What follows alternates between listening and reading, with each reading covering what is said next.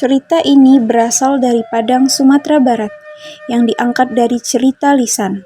Sebagai warisan budaya dari nenek moyang, Putih Bandoy menyimpan cerita tentang ajaran moral dan susila yang terdapat di negeri Sungai Tolang. Sungai Tolang adalah nama suatu jorong, setingkat desa di Minangkabau. Di atas jorong adalah nagari, setingkat dengan kelurahan. Jorong Sungai Tolang termasuk ke dalam wilayah Nagari Tarateh di Kabupaten 50 Koto, Provinsi Sumatera Barat.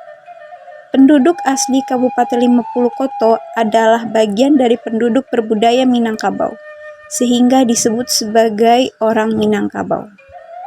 Orang Kabau menyebut diri mereka orang beradat dan negeri mereka negeri beradat, yaitu penduduk dan kawasan yang memiliki kebudayaan khas yang dinamai Minangkabau. Di antara adat yang berlaku di Minangkabau adalah pergaulan antara laki-laki dan perempuan.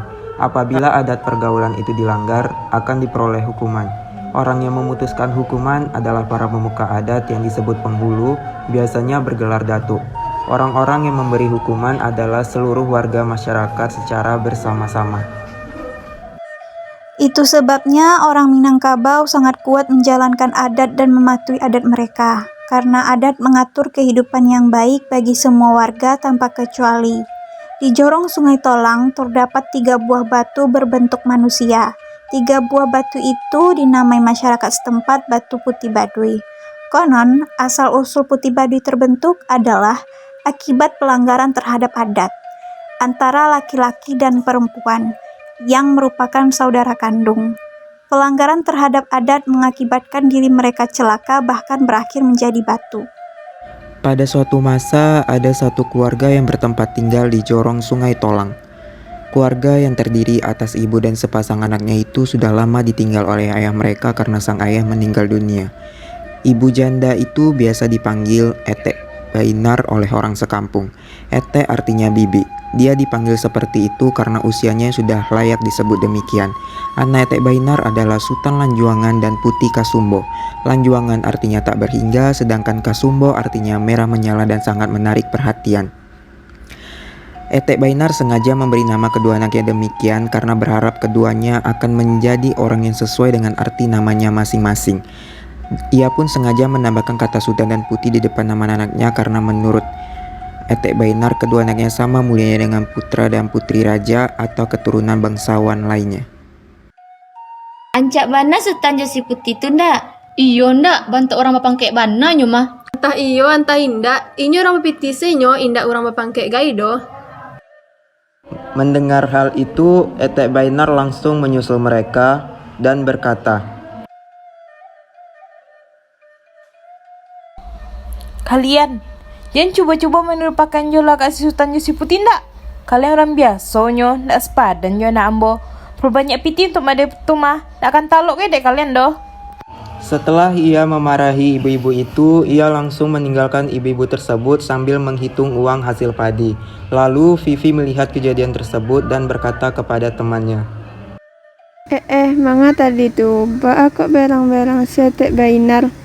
Antah, deanyo tu, biasa, orang bapiti. Alah tu, lanjut sila karajo. Ternyata banyak orang yang melihat Etek Bainar sedang memarahi ibu-ibu tersebut. Tak hanya ibu-ibu saja yang mencibirnya, bahkan beberapa anak juga ikut mencibir kelakuan Etek Bainar tersebut. Sultan Jo Putih dari matu. Dari kerajaan di Sungai Tolang bantuannya. Iyo keluarga raja yang tahu ayah gadang di sinan tua. Masyarakat tidak mampu membantah Etek Bainar karena ia adalah orang terkaya di kampung mereka. Penduduk sering berhutang kepada Etek Bainar. Jika musim kemarau tiba, sawah kering, ladang kerontang, dan kebun tidak menghasilkan buah, di saat itu mereka akan mendatangi rumah janda kaya itu untuk mendapatkan padi, beras, dan segala bahan pangan yang dibutuhkan pada masa sulit itu. Di kediaman rumah Etek Bainar, datanglah 2 orang ibu dengan muka memelas ingin meminjam padi Etek Bainar. Dan di kediaman rumahnya, Etek Bainar sedang sibuk menghitung uang hasil. Tek, boleh awak pinjam padi dulu, Tek? Beko kalau harilah hujan dan padi awak lah menghasilkan, utang Tek awak bayar. Iyo, tolonglah Tek, indak bapadi kami laido. Meski kadang-kadang menyambut penghutang dengan wajah masam, Etek Bainar selalu memberikan hutang.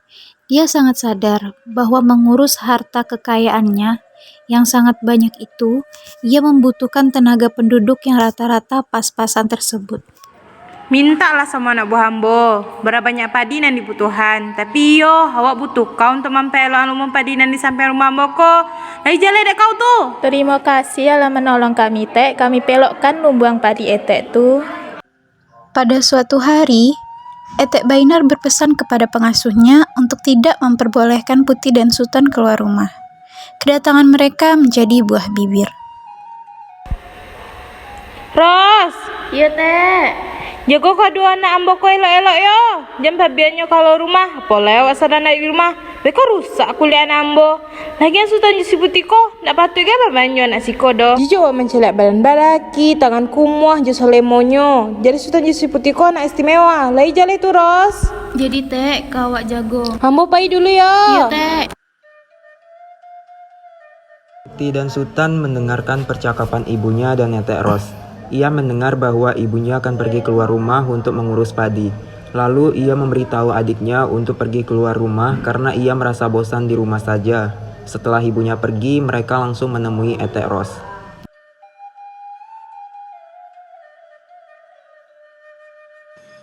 Iya, ada apa? Boleh ndak pergi keluar Yusi Putih sebentar?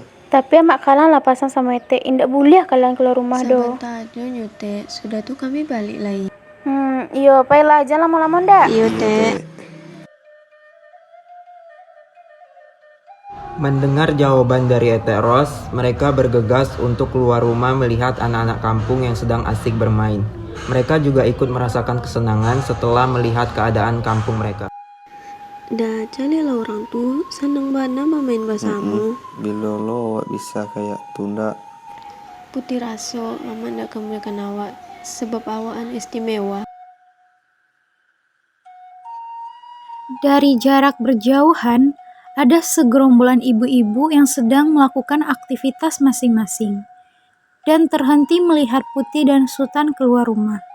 Mereka heran karena Putih dan Sultan tidak pernah keluar rumah.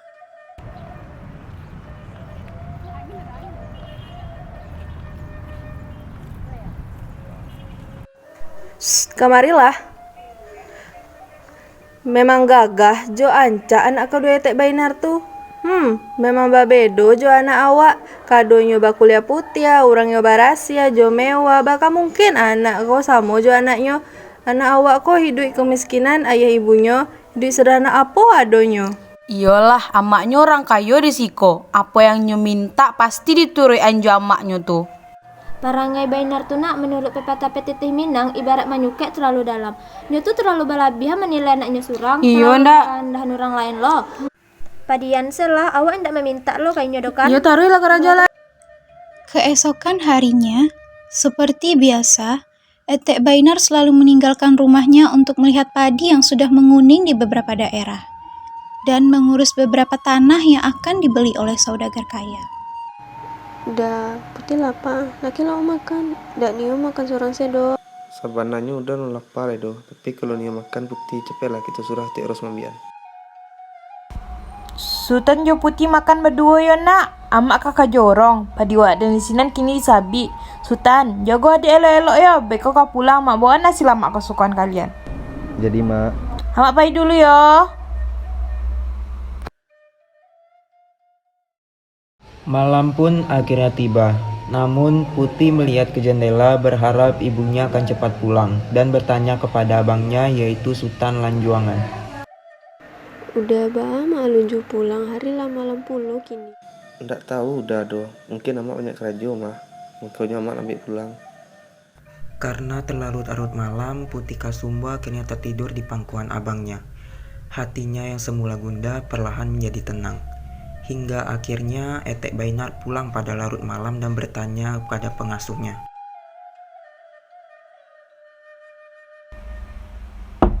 Assalamualaikum, amak pulang.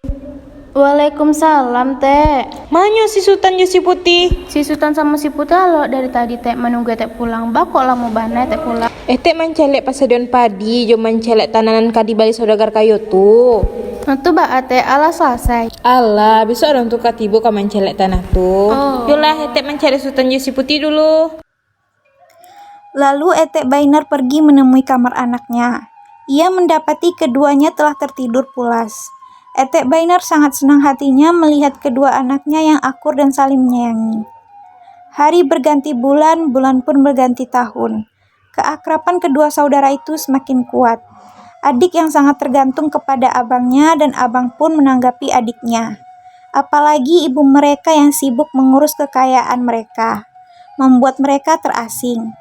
Kedua kakak beradik tidak menyadari kasih sayang mereka telah berubah menjadi saling menyukai, selayaknya dua orang yang bukan bersaudara. Sang adik semakin manja dan sang kakak semakin terlanjur menanggapinya. Suatu hari, Etek Ros yang menjadi pengasuh Sultan Lanjuangan dan Putih Kasumbo sejak kecil berkeluh kesah kepada Pak Apu yang bekerja sebagai pesuruh di rumah keduanya. Pak Puak, awak cameh juga dua anak majikan awak, Pak. Apa tuh? Si kalau duduk santalo.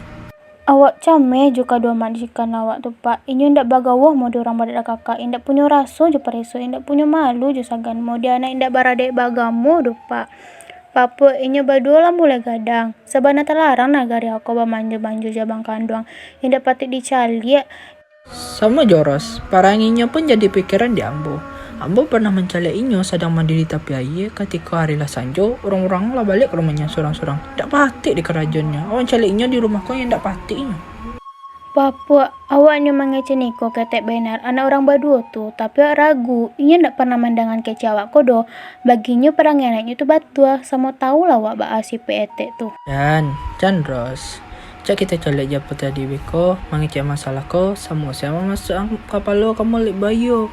Kepada awak ko, ancaman untuk kita ke depannya. Sabar salah Ros, mudah-mudahan tak terjadi apa-apa pada si Sultan Lanjuangan sama Putih Kasumbo. Papa, awak jadi tekanah jumpa patah petitih dan mengecen. Habis geli karena gelitik kejadian iko nanti jadi juana asuh awak Papua. Ros, kata bijak kau macam kita supaya tidak melampaui batai. Kalau seorang teracak digelitik, nya nak rasa gali lai, nya rasa kebal. Kalau kita tak biasa bawa indah patik, nya nak rasa malu lai. Sebenarnya nenek moyang kita kolam mengajar etika dan baik berupa kalimat bijak berkias. Etek Ros dan Pak Apu pun melanjutkan pekerjaannya masing-masing setelah sejenak sama-sama mencurahkan perasaan hati mereka. Etek Ros kembali ke dapur sedangkan Pak Apu kembali ke lumbung untuk mengambil padi yang akan diprosesnya menjadi beras. Tanpa mereka sengaja, kedua remaja itu telah bergaul terlalu jauh. Mereka semakin tidak menyadari bahwa mereka adalah abang dan adik. Keterasingan, kedekatan berlebihan, dan kurangnya pengajaran dari ibu mereka menyebabkan malapetaka. Sang adik Putih Kasumbo perlahan-lahan menunjukkan tanda-tanda kehamilan. Sultan yang menyadari hal itu langsung menyembunyikan dari keluarga. Dia menyuruh Putih Kasumbo untuk tidak menunjukkan tanda-tanda kehamilan di depan Etek Ros dan Pak Apu. Dah, apa nak kecean kamak ko? Putih takut. Tenanglah dia, masalahku kau selesaian, tapi jangan ada orang yang tahu.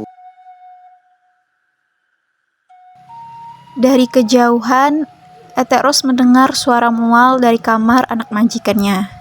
Ia mengintip dari kamar yang sedikit terbuka. Dia terkejut mendengar hal tersebut. Ketakutan yang ia rasakan terhadap anak majikannya ini sekarang sudah terjadi. Lalu ia membanting pintu.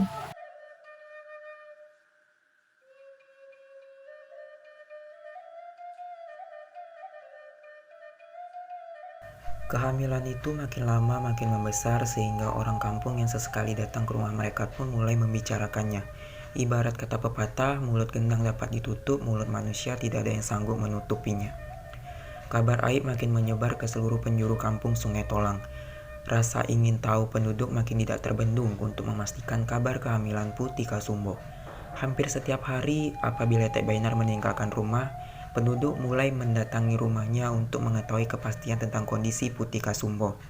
Namun, kedatangan warga selalu ditolak oleh Etek Ros dan Pak Apu. Pada siang itu, Putih Kasumbo ingin keluar untuk menikmati udara segar. Karena beberapa bulan ini ia hanya berdiam diri di dalam rumah. Dek, bulu putih kalau sebentar dek, dia mencari di luar senyo, ndak kama-kama do. Iyo duduk sela di teras tu yo, beko nampak durang kan yang gujang lo beko. Jadi Tek, ndak salah lagi tuh do, si Putih itu pasti sedang mengandung. Celek lah, mukonya aja pucet pasi, badannya lah kuruh, parutnya makin hari makin gadang jo. Yang masih putih tuh ndak nampak waduh. Itunya nanti agak di muka pintu, segadang tu nak nampak inyo. Oh itu, yo baru nampak mato dan rabun ha. Putika Sumbo yang merasa bahwa ia sedang diperhatikan oleh beberapa orang ibu segera masuk ke rumah. Ia mulai merasa malu. Ia menangis menemui abangnya. Tidak ada yang dapat diperbuat oleh Sultan Lanjungan. Ia pun kehabisan akal mengatasi masalah kehamilan adiknya yang terjadi akibat perbuatannya.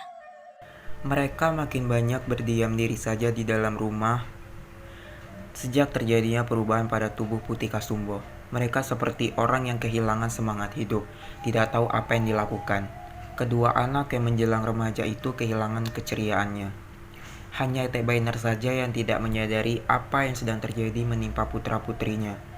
Ia setiap hari disibukkan dengan harta benda yang sangat. Padinya perlu ditanam di sana-sini, sawahnya perlu diairi, dihilir dan diudik, serta hamparan padinya harus disabit di hulu dan di hilir.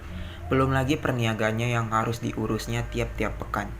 Etek Bainar setiap hari mengalami seperti pepatah adat yang berbunyi padih masak jagung mengupih, yang artinya berlimpah harta dan benda.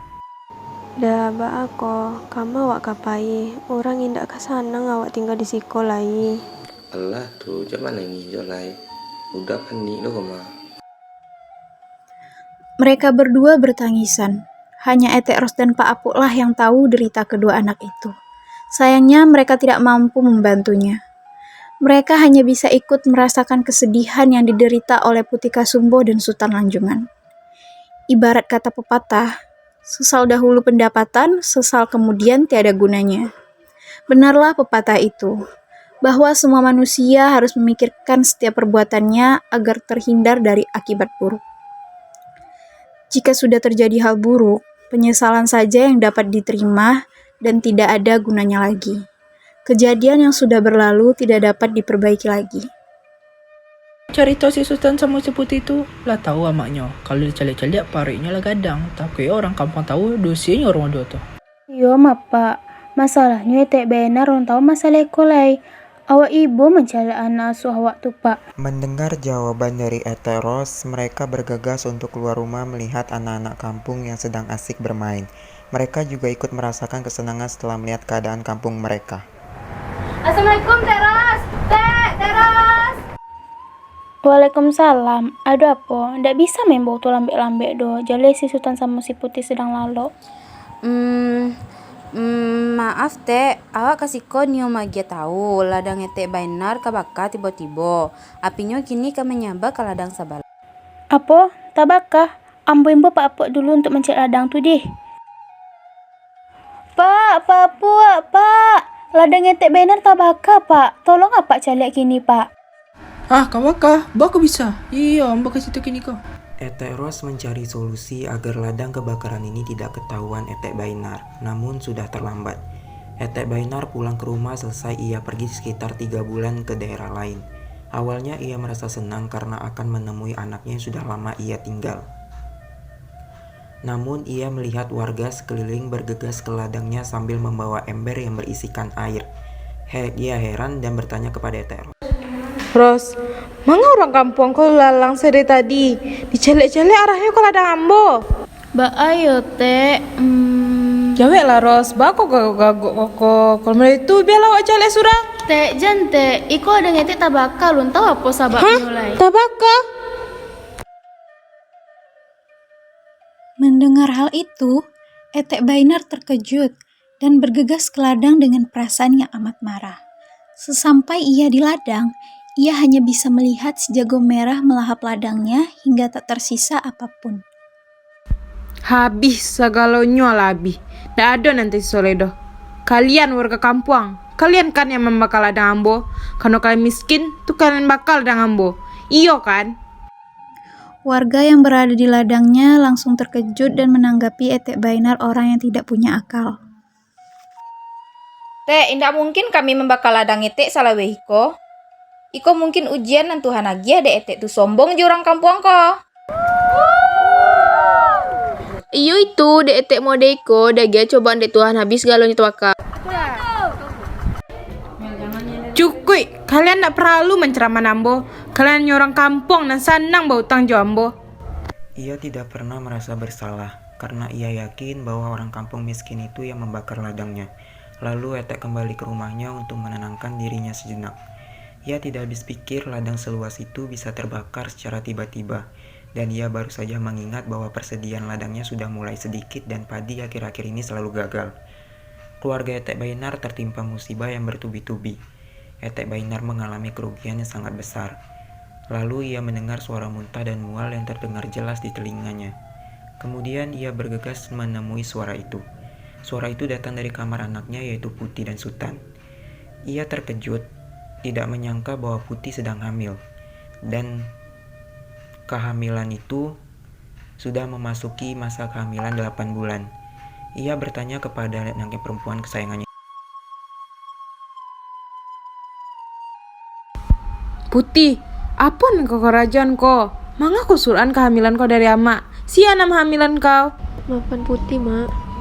Putih tidak bisa menjaga diri. Putih takut ya Mak Berang. Yang membuat Putih macam kau udah Sultan, Mak. Sultan, udah kau manyo. Sultan, kau luar waang. Ya mak, lu pulang mak. Kalau aku anang alah melanggar dek, apa nak apa buat si Putih ha? Tak tahu ang itu dun sanaan surang. Mak, maaf mak, awak lah gagal jadi. Ang tahu ndak, tadilah dah amak tabaka. Kini amak dah si Putih kau hamil. Apa cek warga besok mendengar si Putih kau hamil? Tidak lama itu, Etek Bainar mendengar ketukan pintu yang sangat keras yang berasal dari luar rumahnya. Ia langsung meninggalkan Sultan yang ketakutan, dan ia mengintip di dalam jendela siapakah yang menggetuk pintu itu. Terlihat segerombolan warga yang berdesak ingin masuk ke rumahnya. 2, 3. Sultan Lanjungan, ketika semua keluarlah kalian. Kami ini mengajak bersama kalian. Keluarlah kalian. Ros, capek lah Ros. Suruhan si Sultan si Putih tu nyolong talok bahasa buat joran tu lai. Ros, capek lah Ros. Iya Tek. Etek Ros pun dengan tubuh menggigil ketakutan segera menemui Putih Kasumbo dan Sultan Lanjuangan yang sedang bersembunyi di balik tonggak besar di tengah rumah mereka. Keduanya menangis sambil menutup mulut karena rasa takut yang tidak dapat ditahannya. Etek Ros menuntun mereka keluar rumah melalui tangga belakang. Sesampai di belakang rumah, keduanya pun memutuskan untuk lari. Keduanya berlari meninggalkan rumah menuju arah Bukit Tolang yang terletak di ujung kampung. Etek Ros yang semula berniat membantu, tidak dapat mengikuti kencang larinya remaja itu.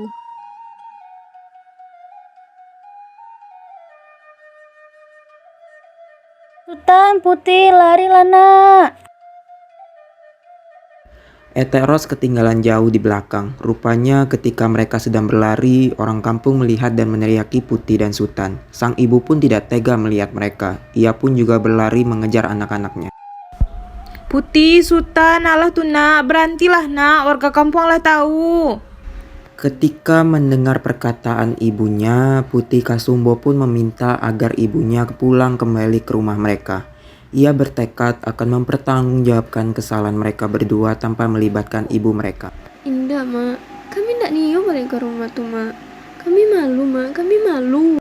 Mak, pulanglah mak, awak bisa menjaga Putih, awak bertanggung jawab. Namun sang ibu tetap pada pendiriannya untuk mendampingi kedua anaknya. Pada saat mendengar hal itu, tiba-tiba Putih Kasumbo menghentikan langkahnya dan mengangkat telunjuknya ke langit. Dia menyumpahi dan mengutuki dirinya sendiri. Wahai penguasa alam, dengarkanlah kutukanku. Jadikanlah awak udah awak menjadi batu. Berilah hukuman atas segala kesalahan dan kami pabuwe. Seketika petir tunggal pun menggelegar. Kilat menyambar tubuh Putih Kasumbo dan Sultan Lanjungan. Keduanya berdiri kaku, berubah menjadi batu. Ibunya yang berlari melihat putra-putri kecintaannya. Sultan, Putih. Ia merangkul batu jelmaan itu dan seketika tubuh Etek Bainar pun ikut menjadi batu. Satu keluarga, ketiganya menjadi batu. Ketika mengetahui peristiwa itu, penduduk Sungai Tolang ikut sedih menyaksikannya. Mereka melihat 3 sosok patung batu jelmaan, Etek Bainar, Sultan Lanjuangan, dan Putih Kasumbo. Penduduk akhirnya menamai batu-batu itu sebagai batu Putih Bandui. Kata Bandui merupakan penghalusan dari kata Gandui yang artinya gendut karena hamil.